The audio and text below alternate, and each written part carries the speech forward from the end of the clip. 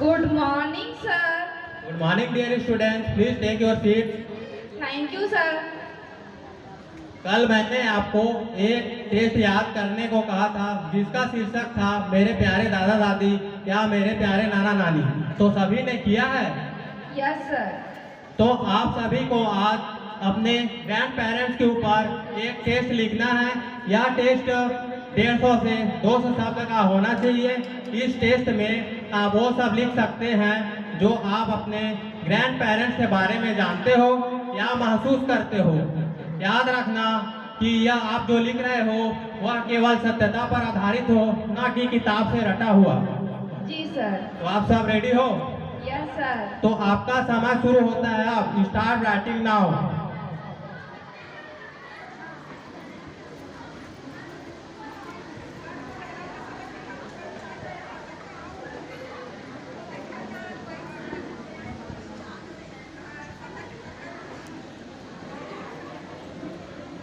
Stop writing, time is over. Pradeep, आप सभी का जमा करें मेरे पास लाकर। Yes sir.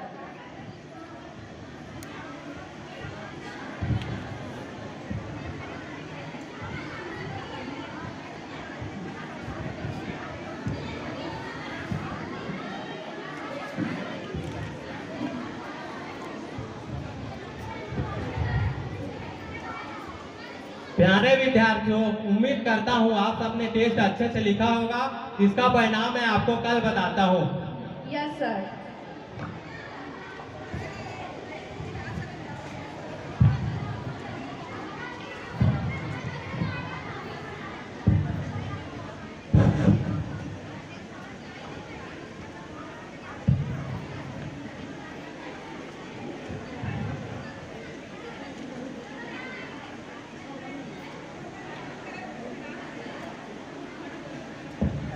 मैं आई कम इन सर? यस कम इन, बैठिए।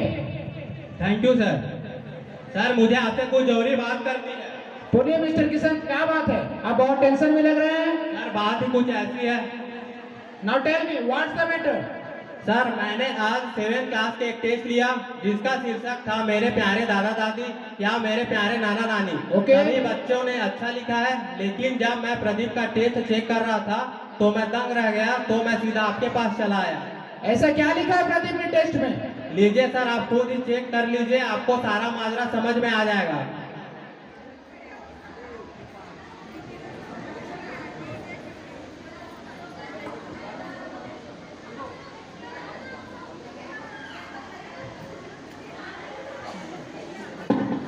मेरे प्यारे दादा दादी, मेरा नाम प्रदीप है। मैं कक्षा 7वीं का विद्यार्थी हूँ। मैं अपने दादा दादी से बहुत प्यार करता हूँ। मेरी दादी मुझे राजा रानी और परियों की कहानी सुनाया करती है। मेरे दादाजी मुझे मेरे पापा के बचपन के बारे में बताते हैं। वे कहते हैं कि जब मेरे पापा छोटे थे तो वे मेरे जैसे ही हुआ करते थे, नटखट और शरारती। जब कभी मेरे पापा खेलते खेलते गिर जाया करते थे और रोने लगते थे तो मेरे दादाजी उन्हें अपने गोद में बिठाकर प्यार करते थे और वे चुप हो जाते थे। जब मेरे पापा छोटे थे तो उन्हें मेरे दादाजी अपने कंधों पर बिठाकर मेला दिखाने ले जाया करते थे। लेकिन आज जब मेरे दादाजी को मेरे पापा के सहारे की जरूरत है तो मेरे पापा अपनी जिम्मेदारियों से पीछे हट रहे हैं। मेरी माँ अक्सर मेरे दादा दादी को कोसती रहती है। वे कहती है कि जब ये बूढ़ा और बूढ़ी मर जाएंगे तभी मेरे को चैन मिलेगा। मेरी मम्मी न तो मेरे दादा दादी को समय पर खाना देती है और न ही दवा देती है। मैं पिछले 1 साल से अपने दादा दादी के कमरे में नहीं गया क्योंकि मेरा उनसे बात करना या उनसे मिलना मेरे दादा दादी को, मेरे मम्मी पापा को पसंद नहीं है। मेरे दादा दादी की सोच पुरानी है, वे पुराने जमाने के हैं। अगर ऐसे में मैं उनसे मिलूंगा तो मेरी सोच भी पुरानी हो जाएगी और फिर मैं आगे नहीं बढ़ पाऊंगा। मैं अपने दादा दादी से बहुत प्यार करता हूं और उन्हें बहुत मिस करता हूं। आई लव यू दादा दादी। प्रदीप, कक्षा 7वीं।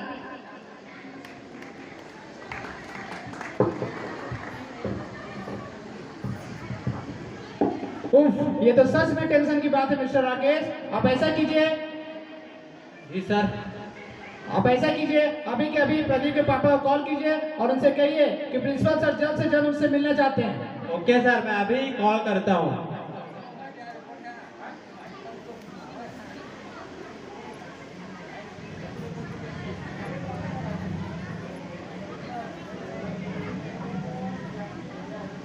हेलो, कौन? हेलो सर, मैं प्रदीप का क्लास टीचर बोल रहा हूँ। क्या आप प्रदीप के पापा बोल रहे हैं? जी हाँ, बताइए क्या बात है?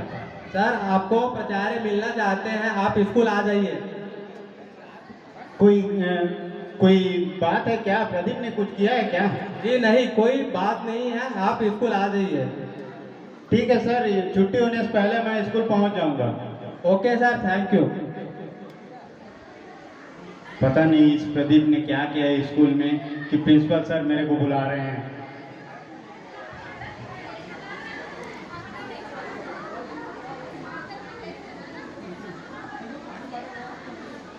मैं कमिंग सर? यस, आइए आइए, बैठे मिस्टर बजाज। नमस्कार सर, कहिए क्या बात है? आपसे कोई जरूरी बात करनी थी, इसलिए आपको यहाँ बुलाया है मिस्टर बजाज। क्या बात है सर? प्रदीप ने कोई शरारत किया है क्या स्कूल में? जी नहीं, ऐसी कोई बात नहीं है। दरअसल हमारे स्कूल में एक नया नियम बनाया गया है जिसके बारे में आपसे बात करना बहुत जरूरी था। आज के बाद आप अपने घर में प्रदीप से इंग्लिश के अलावा किसी और भाषा में, हिंदी या छत्तीसगढ़ी बात नहीं करोगे, क्योंकि आपका बेटा एक इंग्लिश मीडियम स्कूल का स्टूडेंट है। अगर आप इंग्लिश के अलावा किसी और भाषा में उससे बात करोगे तो वह इंग्लिश नहीं सीख पाएगा। आशा करता हूँ कि आप हमारा इसमें सहयोग करेंगे।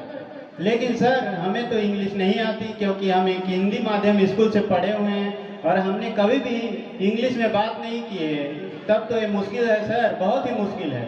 मुश्किल तो है, लेकिन नामुमकिन नहीं। अगर आप कुछ ही कोशिश करेंगे तो कुछ ही दिनों में आप इंग्लिश बोलना सीख जाएंगे। लेकिन तब तक आप प्रदीप से बात नहीं करेंगे, because rules are equal for everyone. मानते हैं सर कि हमें इंग्लिश नहीं आती, इसलिए तो हमने अपने बच्चे को आपके स्कूल में दाखिला कराया है, ताकि वह एक अच्छी शिक्षा प्राप्त कर सके और अपने जीवन में एक कामयाब इंसान बन सके। लेकिन इसका यह मतलब तो नहीं कि हम अपने बच्चे से केवल इसलिए बात करना छोड़ दें क्योंकि हमें इंग्लिश नहीं आती। ये तो गलत बात है सर, बहुत ही गलत बात है। बिल्कुल आपने सही कहा मिस्टर बजाज। हर माँ बाप यही चाहता है कि उसके बच्चे उससे आगे निकल जाए, लाइफ में कामयाब हो। हर पीढ़ी के अंतराल के बाद सोच परिवर्तित होती है, जिसे हम जनरेशन गैप कहते हैं। आप कहना क्या चाहते हैं सर? मेरी तो कुछ समझ में नहीं आ रहा। क्या आप मानते हैं कि आपकी सोच और आपके बेटे की सोच और सोचने के तरीके में अंतर है? जी सर, क्योंकि जो शिक्षा हम अपने बच्चे को दे रहे हैं वे हमारे समय उपलब्ध नहीं थी। एक और सवाल मिस्टर बजाज, क्या आप मानते हैं कि जो सुविधाएं आपको मिली थी, क्या वो आपके पापा के टाइम में थी? बिल्कुल नहीं सर, उस समय तो स्कूल भी नहीं हुआ करते थे, और एक साथ स्कूल हुआ भी करते थे तो वहाँ बच्चे पढ़ने जाया नहीं करते थे। यही बात समझाने के लिए मैंने आपको यहाँ बुलाया मिस्टर बजाज। आप कहना क्या चाहते हैं सर?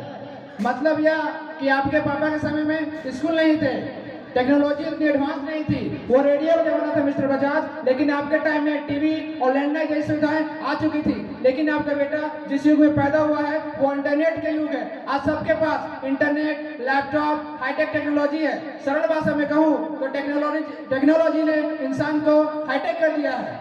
मगर ये सब आप मुझे क्यों बता रहे हैं सर? दरअसल हमने कक्षा 7वीं का एक टेस्ट कंडक्ट किया था जिसमें उन्हें ग्रेड पेरेंट्स के बारे में लिखने को कहा गया था। लेकिन जब मैंने प्रदीप का टेस्ट पढ़ा उसने मुझे अंदर तक झंझोर कर रख दिया, इसलिए मैंने आपको फोन करके यहाँ बुलवाया। लीजिए, आप खुद ही पढ़कर देख लीजिए प्रदीप ने क्या लिखा है।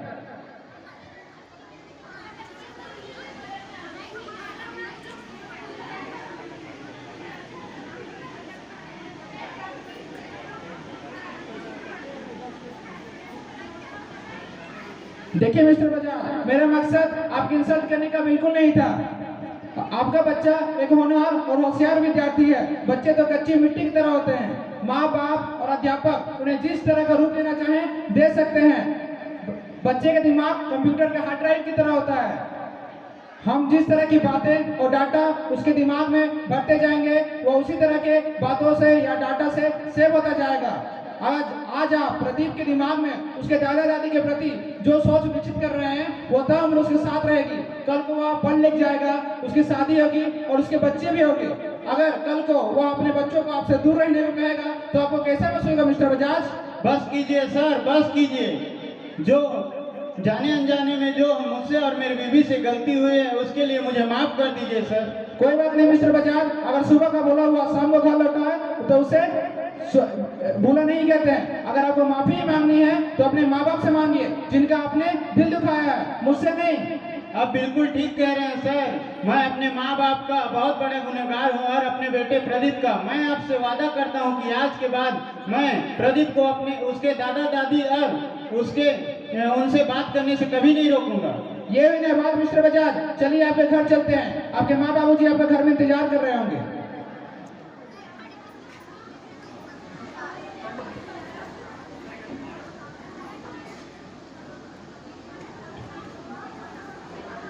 प्रदीप की माँ कहाँ हो? क्या है जी, क्या बात हो गई? आज मुझे प्रदीप के स्कूल में उनके प्रिंसिपल ने बुलाया था। उन्होंने बताया कि प्रदीप अपने दादा दादी को बहुत याद करता है और प्रदीप अपने दादा दादी को बहुत याद करता है और उनसे मिलने की जिद करता है। हमें लगता है कि अगर हमने अभी ध्यान नहीं दिया तो वो बाद में हमारे साथ भी वो ऐसे ही करेगा जैसे हम अपने माँ बाप के साथ कर रहे हैं। इसलिए मुझे लगता है कि हमें अपनी गलती का सुधार कर लेना चाहिए। आप ठीक कह रहे हो जी, चलिए माँ बाप जी से माफी मांग लेते हैं।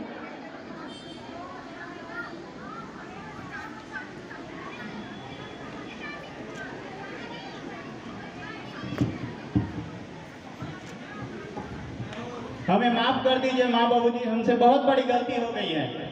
कोई बात नहीं बेटा, उठ जा, बच्चों से ही गलती होती है। मुझे भी माफ कर दीजिए माँ बाप जी, मुझसे भी बहुत बड़ी गलती हो गई। कोई बात नहीं बेटा, अगर सुबह का भूला हुआ शाम को घर आ जाता है तो उसे भूला नहीं कहते हैं। दादा दादी मैं आ गया।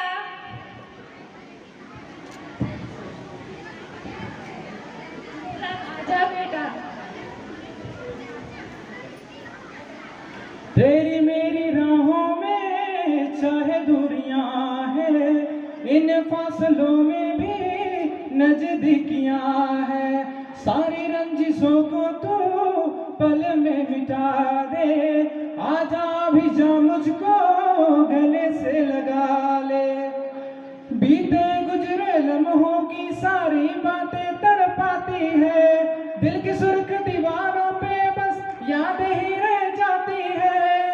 बाकी सब सपने होते हैं, अपने तो अपने होते हैं, अपने तो अपने होते हैं, अपने तो अपने होते हैं।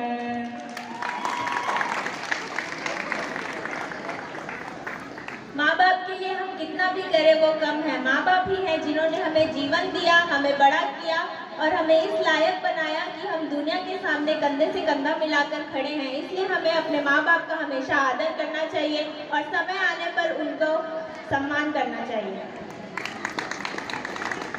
दादा दादी के साथ रहना तथा उनके साथ खेलना अपने आप में एक मजेदार एहसास है। वे न केवल ज्ञान के मोती फैलाते हैं बल्कि अपने लाड प्यार से तथा देखभाल से हमारे बचपन को खुशियों से भर देते हैं। धन्यवाद।